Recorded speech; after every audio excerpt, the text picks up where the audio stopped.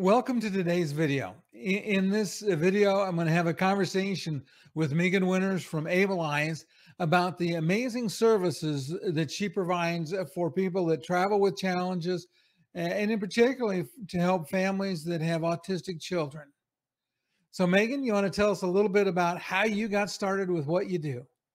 Yeah, absolutely. Thank you so much for having me.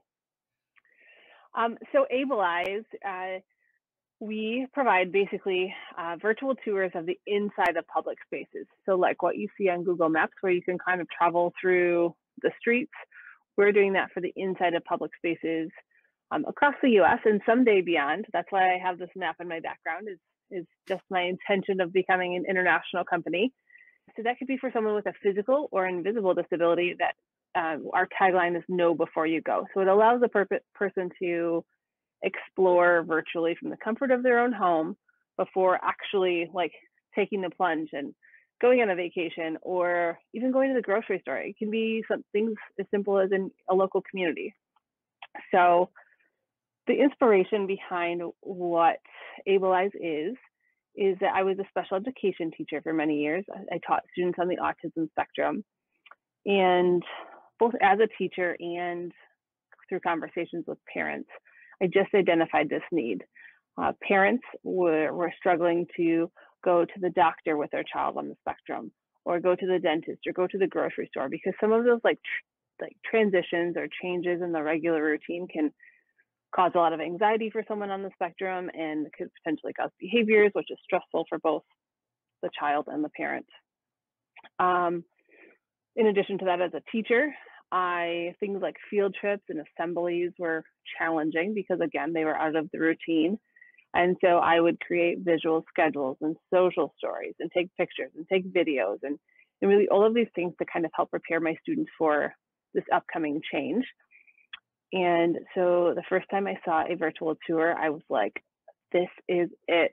Like, I just knew in my heart that there was something there. I think I counted back not too long ago. I think it was in 2011 that I had the actual idea. I wasn't brave enough or ready, or it wasn't the right timing until so we started in 2017. And it's been a really incredible journey. We have tours in 49 out of 50 states in the US. And, there's some talk about doing some things internationally. So this might come true here real soon. In addition to that, one of my best friends, Jessica, was a wheelchair user. Her and I lived together in college. She had muscular dystrophy.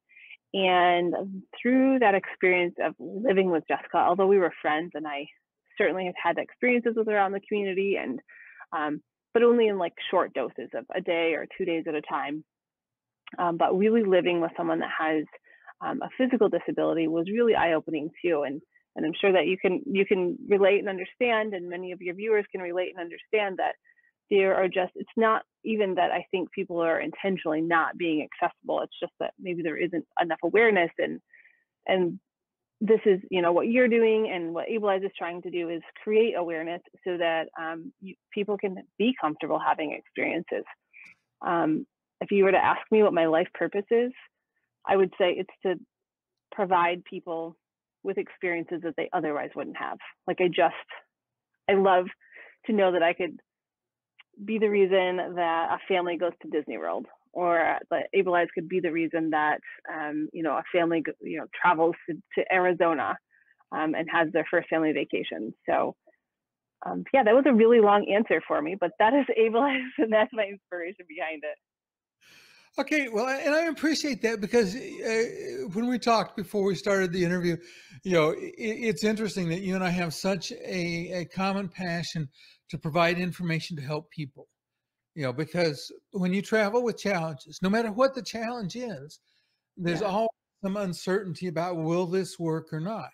And so the more we can provide people with information to help them understand will it work or not, the more confidence they can have when they engage in some activity. So I love your story. I love your backstory too. Thank you so much. So let me ask you this question then. So what are the benefits to the businesses that participate?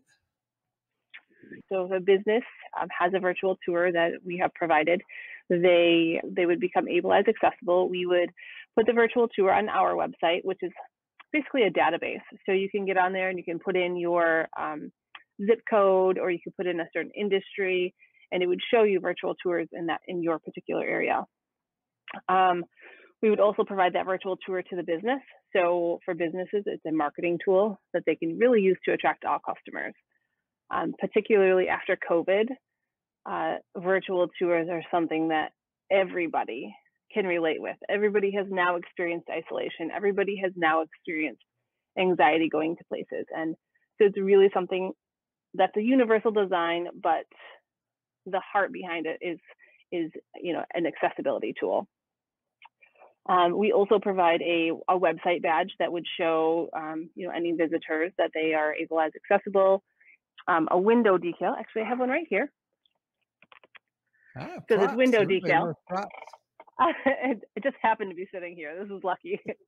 So this would be something on the window of a business that's able as accessible, and also includes this QR code. So if a family was arriving at, say, a museum, and a child or an individual was feeling a little bit nervous right at that moment, they could pause, scan the QR code, take the virtual tour from a phone, and then go ahead and walk into that business. And then we also provide that QR code to the business for any, like I said, marketing tools.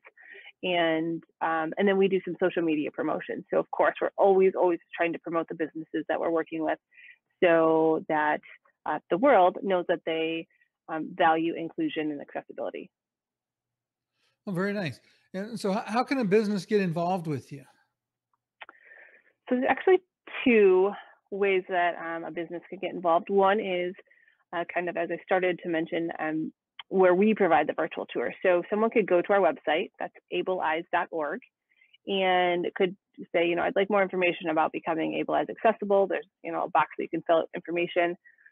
Someone would reach out, and we could talk through that process, and then all of those benefits come with that. And the businesses are the ones that are sponsoring these tours. So our website is free.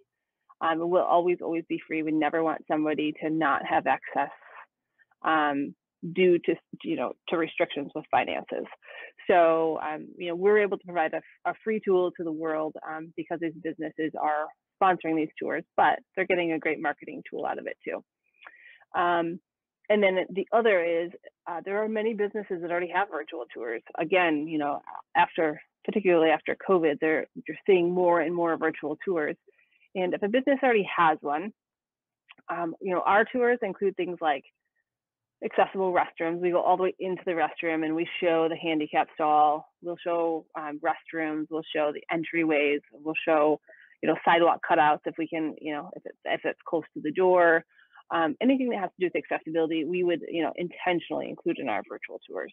However, again, if a business already has one, they can add that virtual tour to our database in a subscription model, and just, add that tour, because some information is better than none.